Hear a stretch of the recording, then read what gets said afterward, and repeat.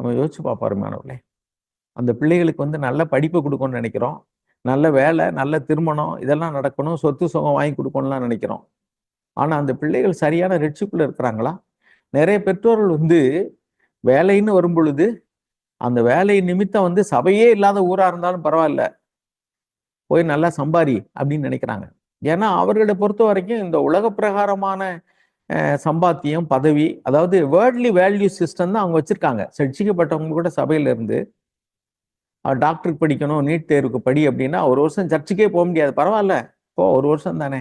சரி, ஒரு வருஷம் சென்று மருத்துவக் கல்லூரியில் சேர்க்கும் போது என்ன, அது நல்லா கல்லூரியா கிடைச்சுன்னா ரைட்டு, அல்லது ஃபீஸ் எங்கே கம்மியா இருக்கு அதான் பாக்குறாங்க ஒழிய, அந்த வாலிப பிராயத்துல அவர்கள் வந்து பலவிதமான சோதனைகளுக்கு ஆளாகக்கூடியதான இந்த பருவத்துல படிப்பு நிமித்தமோ அல்லது வேலை நிமித்தமோ நல்ல சம்பளம் கிடைக்குது, நல்ல படிப்பு கிடைக்குதுங்கிறதுக்காக நம்ம அனுப்புறோமே, அவனுடைய ஆத்துமா எவ்வளவு விரையேற்பட்டது. பைபிள்ல என்ன எழுதியிருக்கு?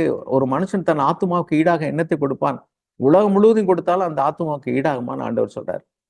அப்ப இந்த இவ்வளவு பெரியதான விலையேறப்பட்ட ரட்சிப்பு குறித்து நம்ம அக்கறை இல்லாம இருந்தோம்னா, அப்புறம் பின்னாடி அந்த பிள்ளைகள் வந்து என்னை பார்க்கல, நான் படிக்க வச்சேன், வேலை வாங்கி கொடுத்தேன், அவனுக்கு நல்லா கல்யாணம் பண்ணி வச்சேன், சொத்து சேர்த்து வச்சேன், வயசான காலத்துல என்னை பார்க்கலாம், எப்படி பார்ப்பான்? நீங்க என்ன விதைச்சிங்களோ அதைத்தானே நீங்க அறுப்பீங்க.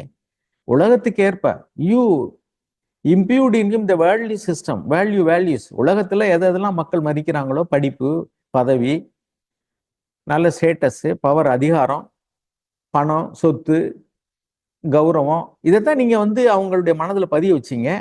அதைத்தான் அவங்க இப்பவும் வேல்யூ பண்றாங்க. நீங்க தேவ பக்திக்கு ஏதுவான ரட்சிப்பை குறித்தும் தேவனுடைய சாயலை அடைவது குறித்தும் இதுதாப்பா ரொம்ப விலையேறப்பட்டது அப்படின்னு சொன்னா அதுதானே மேன்மை உள்ளது. அப்பதானே அவங்க வந்து தேவனுடைய பிள்ளைகளா இருப்பாங்க. உங்களுக்கு செய்ய வேண்டிய கடமை அவங்க செய்வாங்க. நான் உங்களுக்கு கடமை செய்யணும் பார்க்கணுங்கிறதுக்கா இதை சொல்லலை. நமக்கிட்ட தேவன் ஒப்புவித்ததான நம்முடைய பிள்ளைகள், குடும்பத்தாருக்கு நம்ம தான் கணக்கு கொடுக்கணும். நோவாவை குறித்து நம்ம வாசிக்கிறோம். அவன் நிமித்தம் அந்த 8 பேரையும் தேவன் வந்து ரட்சிப்புல நடத்திட்டார்ல, காப்பாத்திட்டார்ல. அப்ப நோவா வந்து பேழையை கட்டுறதுக்கு முன்னாடியே அவன் தன்னுடைய ரட்சிக்கப்படாத அல்லது அவனுடைய குடும்பத்தை சேராத அந்த 3 மருமக்கள்மார் வந்து அவங்க வீட்டுக்கு வந்தாங்களே, அவங்களும் இப்ப நோவாவை பின்பற்றி அவனுடைய மனைவியும் பிள்ளைகளையும் பின்பற்றி கடவுளுடைய வார்த்தைக்கு முக்கியத்துவம் கொடுக்கக்கூடிய நிலைமைக்கு அவங்க மாறிட்டாங்க.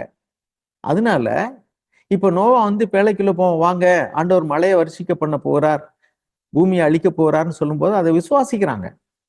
ஆனா லோத்துனுடைய பிள்ளைகள், லோத்து வந்து நல்ல வசதியான ஒரு இடம், ஏதேன் தோட்டத்தை போன்று இருந்த சோதம் கொமோரா பட்டணத்துக்கு அழைச்சிட்டு போனாரு. அவனுடைய மருமக்கள் மாரெல்லாம் அந்த எண்ணமே வரலையே, ஆண்டவர் அழிக்க போறார் சோதம் கொமோரா பட்டணத்தை வாங்க அப்படின்னா, they were all reluctant because Lot himself was reluctant.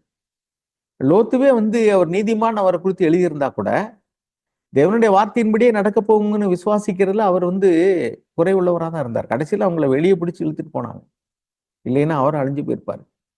அப்ப இதை நம்ம கவனிங்க. நம்ம வந்து நம்ம இடத்துல ஒப்புவித்து இருக்கிறதான பிள்ளைகளுக்கும் குடும்பத்தாருக்கும் அல்லது நம்ம யாருக்கெல்லாம் பொறுப்பு வைக்கிறோமோ அவங்களுக்கு நம்ம கணக்கு கொடுக்கணும் அப்படிங்கிற உணர்வு நமக்கு இருக்கா?